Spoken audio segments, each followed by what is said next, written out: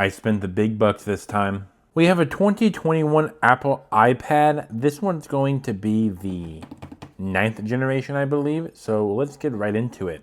I got this from Amazon Renewed for around $210. This is premium. I spent basically way more than I had to. The main reason why I spent so much money on this Amazon Renewed is just to see how good the premium is compared to the other times I bought the other grades. I've bought the acceptable, the good, the excellent, and now this is basically a new tier that I've been seeing Amazon Renewed doing called Premium Renewed. Essentially, that entails I'm going to be basically getting a brand new pristine device, even though it's just going to be technically labeled as refurbished because they just put that much work and effort into it.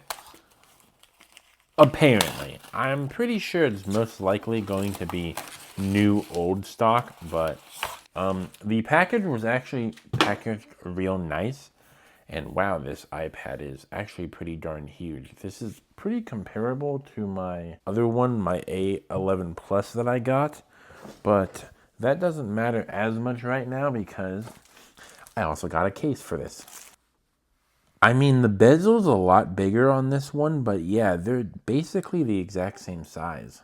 This also came with a USB to Lightning cable, which is okay. I mean, to be honest, I was expecting a charging brick because, I mean, I did pay a little bit more than I needed to just to get a premium quality device.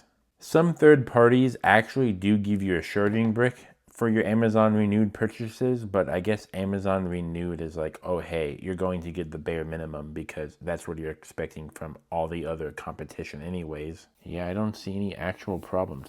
Good for premium. I did spend an extra $35 more for premium. Is there a charge out of the box? Let's see. Nope, no charge out of the box. Time to charge it. Wow. Actually, before we charge that, let's look at the folio case real quick. This folio case feels way too plasticky. Like the other ones felt like fake leather and you could tell they were fake leather, but I mean, yikers, buddy.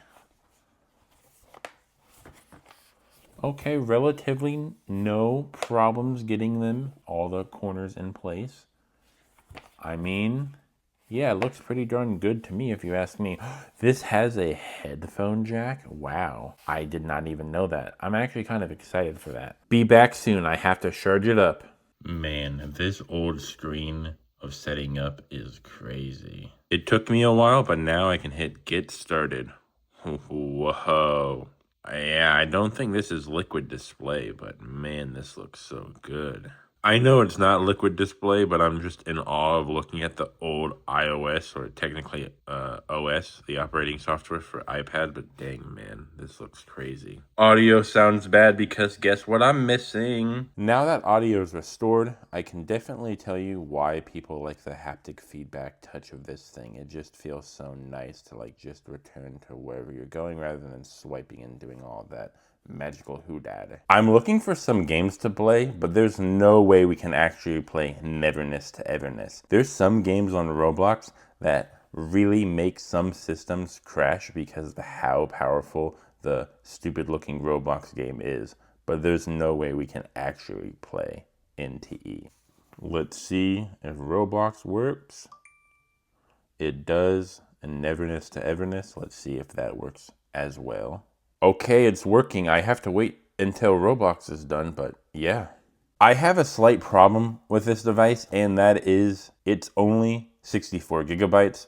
So there are games like Honkai Star Rail and Zenless Zone Zero that I really can't try out. I can try Arknight's Infield after I try out NTE because you can't have both. I'm not too far behind because I am running iPad OS 26.3 and I mean iOS 26.5.2 or whatever is not far behind.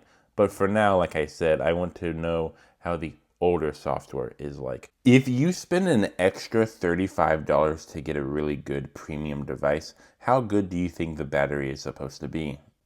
Okay, not battery usage. Oh, I got bamboozled. Let me see how much my battery is at capacity-wise. It depends on the model. I'm using an older model, so I don't think I'm going to have battery health, even if I upgrade to iOS or iPad OS, sorry, 26.5. I have to wait 24 hours for it to create a log or something like that. Enough of that. Let's play some Roblox. Do I remember my Roblox password? Let me see. This doesn't look powerful, but it looks good enough to where at least I can see how good it's going to be. That game was pretty boring, and yes, you can play games that don't take a lot of power from this device, but let's actually take a lot of power from this device. Yeah, a game like this, let's play some Hypershot and see how good this device can actually handle something like this.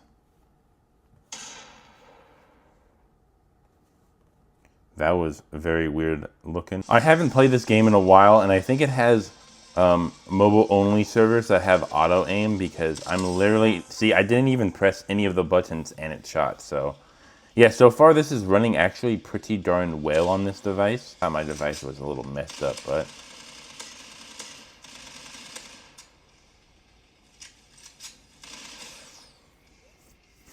I was playing pretty darn bad right there, but that's a-okay. Ooh, slight lag, but that's a-okay. Every time I want to, like, move my character, the fire button's in the way.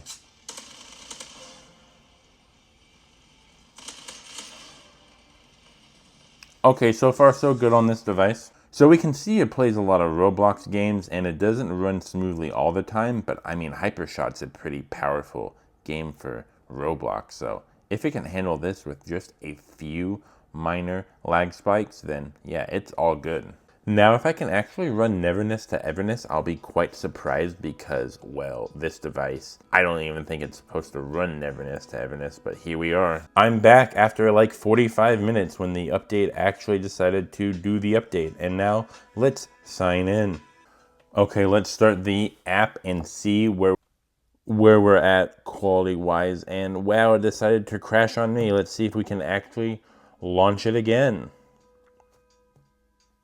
It's loading, it's loading, it's loading, it's loading. Thank you. No, 6, 7.